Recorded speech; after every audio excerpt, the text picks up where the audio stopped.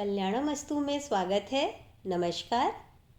स्वामी विवेकानंद जी श्री रामकृष्ण परमहंस के सबसे योग्य शिष्य थे और हम सभी भारतीयों के साथ साथ संपूर्ण विश्व के लिए एक प्रेरणादायक स्रोत हैं। आज आप लोगों के सन्मुख उनका लिखा एक पत्र प्रस्तुत कर रही हूँ। स्वामी विवेकानंद जी ने जिस बात पे प्रकाश डाला है वह बात है धैर्य ही सफलता की कुंजी है। हमारे जीवन में ऐसे बहुत से मोड़ आते हैं जब हम डगमगा जाते हैं या फिर डिप्रेशन में जाने लगते हैं। ऐसे में हमें स्वामी विवेकानंद जी ही अंधकार से प्रकाश की ओर लाते हैं। तो आज का पत्र कुछ उन्हीं बातों में से एक है। इस पत्र में अनेकों ऐसी मोटिवेशनल बातें सुनने को मिलेंगी जिसे अगर हम अपने जीवन में उतार सकें तो हमारा जीवन धन्य हो सकता है। ओम नमो भगवते राम कृष्णाय। पूज्यपाद, मुझे आपका वेदनापूर्ण पत्र मिला। मैं अभी यहाँ से शीघ्र न जा सकूँगा। बाबा जी यानी कि प्रवाहरी बाबा का अनुरोध ठुकरा देना असंभव है।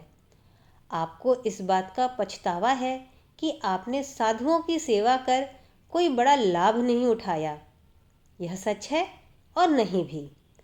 आदर्श आनंद की दृष्टि से तो यह सच है, परंतु यदि आप साधना आरंभ की दशा की ओर सिंहावलोकन करें तो आपको मालूम होगा कि पहले आप पशु थे, अब मानव हैं और आगे चलकर आप एक देवता अथवा स्वयं ईश्वर हो जाएंगे। आपका इस प्रकार का पश्चाताप और असंतोष आपकी भावी उन्नति का सूचक है, क्योंकि उसके बिना उन्नति होना असंभव है। जो चुटकी बजाते ही ईश्वर का दर्शन पा लेता है, उसके लिए इसके आगे उन्नति का रास्ता बंद समझिए।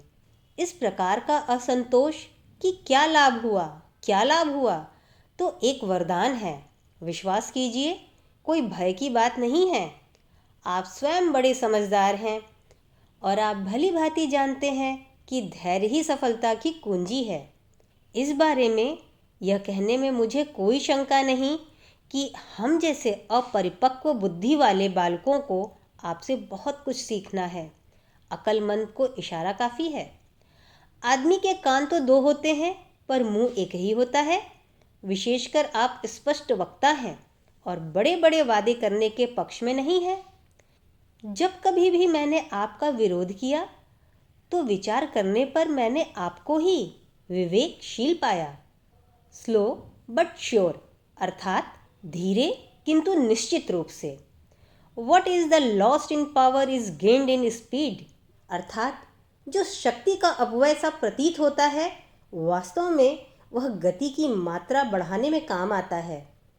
फिर भी इस संसार में सब कुछ शब्दों पर ही निर्भर है।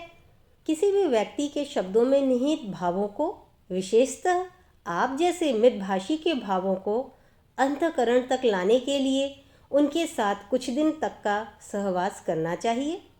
पूज्य गुरुदेव कहा करते थे कि धर्म संप्रदाय विशेष में अथवा बाह्य आडंबर में नहीं है। गुरुदेव के इस उपदेश को आप क्यों भूल जाते हैं?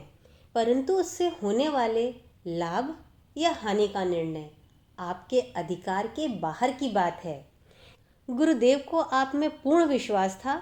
सिवाय आपके वे और कहीं अन्न जल ग्रहण नहीं करते थे। मैंने सुना है कि माता जी का भी आप पर पूर्ण विश्वास है।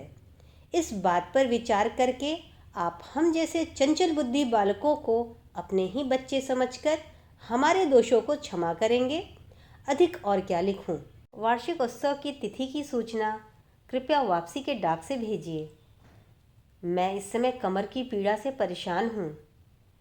कुछ ही दिनों में यह स्थान बहुत ही रमणीक हो जाएगा। वहाँ मीलों तक खिले हुए गुलाबों की क्यारियों की शोभा दृष्टिगोचर होगी।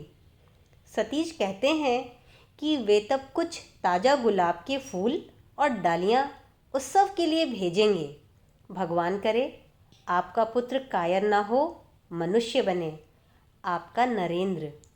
पुनश्च माताजी आ गई हों तो उनसे मेरा कोटि कोटि प्रणाम कहिए और उनसे मुझे यह आशीर्वाद प्रदान कीजिए, या तो मैं अटल अध वैसा ही रहूं, या यदि मेरे शरीर से यह संभव ना हो तो इसका शीघ्र अवसान हो जाए।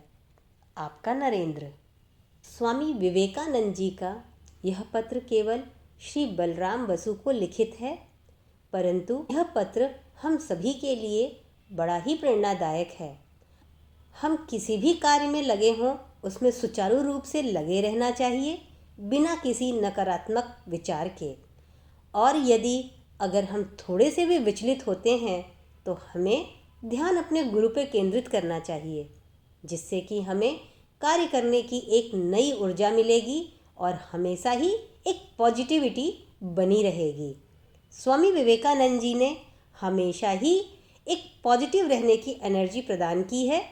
आशा है कि आपने यह पत्र सुना है और आपको अच्छा लगा होगा और इस पर चिंतन जरूर करेंगे।